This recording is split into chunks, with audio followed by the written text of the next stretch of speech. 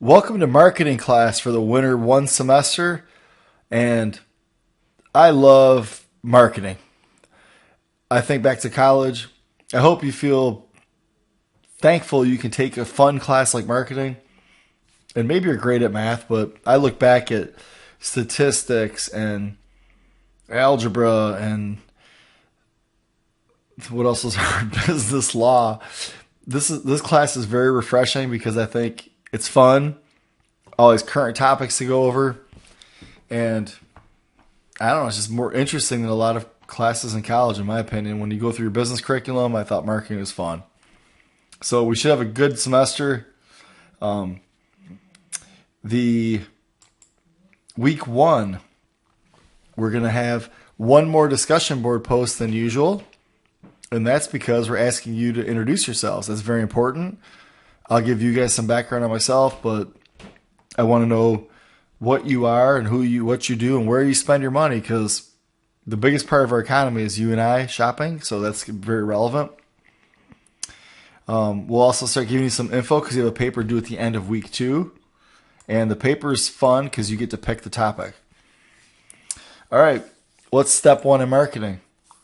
Well, hopefully you had an introduction to business, or way back in high school, you remember that target market is key.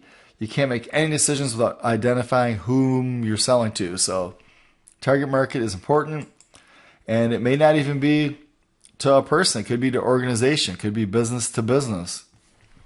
Business to consumer is bigger than business to business, but target market's really important. The target market can be broke down by, there's numbers involved. What's your income? Where do you live? Are you married? What's your educational level? How do you vote? What do you drive? All that. But then there's also lifestyle. What are your hobbies?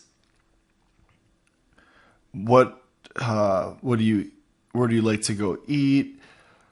Where do you go to church? There's more to it than numbers. It's not just age, income, gender. After we identify the target market, we'll step up to the 4 Ps: product, price, promotion, and place. Within promotion, there's more than advertising. Public relations, charity, media coverage, blogs is a huge tool nowadays in a digital world. Personal selling is expensive but has always worked well. And then various sales promotions, contests, giveaways, extended warranties, free shipping, all that. Then something we're going to demand of you guys in your papers, and I think it's a tool you'll find valuable. I'll call it a deluxe SWOT analysis. A SWOT is a good tool, but a pastel is a better tool for a junior level course. It makes you think deeper, and the reason I like it is everything is interrelated. If the government makes a rule, it's got an economic and legal impact, but it also can shift how people embrace technology. I'll throw one out there. If Seattle makes a $15 an hour political rule for minimum wage, that's a definite economic impact on quick service restaurants. Socially, people in Seattle might embrace it, saying these people deserve $15. But environmentally, what impact does it have? It could slow down their efforts to use more expensive packaging. Technologically is the biggest impact. It's a legal issue. They have to obey by it. But it also will have an economic impact where they may shut the doors or move out of the city limits, or they may embrace technology and automate and get rid of workers. They also may, socially, the impact could be they will work people less hours per week because the economic impact is too high. So there's a sample of a pastel in there. We're going to have you work that tool for your paper. Important to always think as well, is the company publicly traded or privately owned? The Illich family behaves much differently with their money than General Motors or Home Depot does. You hope no company wastes money, but private funds are spent much differently and the marketing efforts are different. So if you want to explore small companies local businesses, Michigan companies. I think that's a valuable way to think about marketing. The course is broke down into 3 papers. We'll give you the first paper only worth 30 points. In case you didn't understand everything on the rubric, you just goofed a section.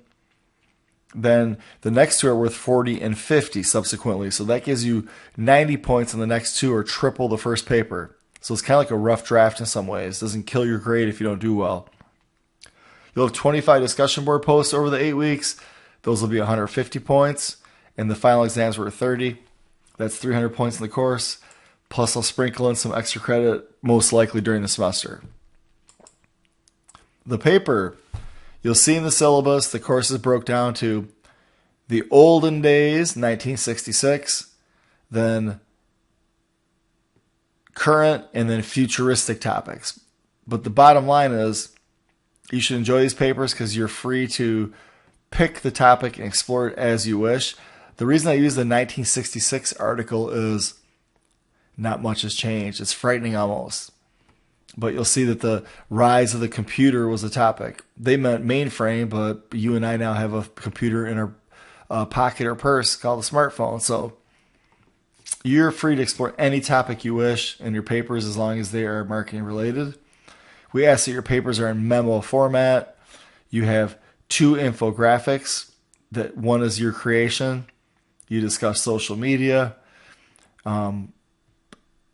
Go through these steps I give you in here. The points are laid out. I always say I don't grade these papers. The checklist grades it. You grade it yourself. The discussion board is a big part of the course because that's our classroom. You get the benefit of no commute time, no set time to do it, around your social work, hobby, athletic life. So the trade-off is, yes, you'll have to post. And here's my hard, fast rules. Please listen to this so we don't have disagreements on it. If you want credit for your post, you will have data and stats in that post. I'm not a very demanding teacher, but I will not waver on this one. You need to have data and stats to support your opinions, creative comments, positions you take on a topic. The same thing goes when you respond to a classmate. Whether you agree or disagree with them or want to add to it, you will put some numbers in there. This angers some students and confuses some. Let me tell you, it's this simple. We live in a data-driven world. Opinions are great but need to be supported. And it's so easy to go online and do some research and to find some numbers to support your opinion. It's not very difficult at all. So the only thing I'm picky about is if your post doesn't have numbers in it, you're not getting credit for it. You need to have 2 posts per topic. One is your original post with your ideas, and then one is a response to classmates. The only thing in there is you can't do those on the same date. If we have, most weeks we'll have 3 discussion board posts. You're welcome to do those in 2 days. You can get the whole class done in 2 days. You can't get it done in 1 day because your post and your response need to be on different days. So if you want to go on a Wednesday and do all 3 of your discussion board posts, do it. Then go back on Friday and respond to your classmates. That's fine. So you can get your work done theoretically in 2 days, just not 1. So read it over. You're taking an online course. It's an independent class. You're expected to go through the syllabus, the rubrics, and research it and understand it. But feel free to drop me an email anytime.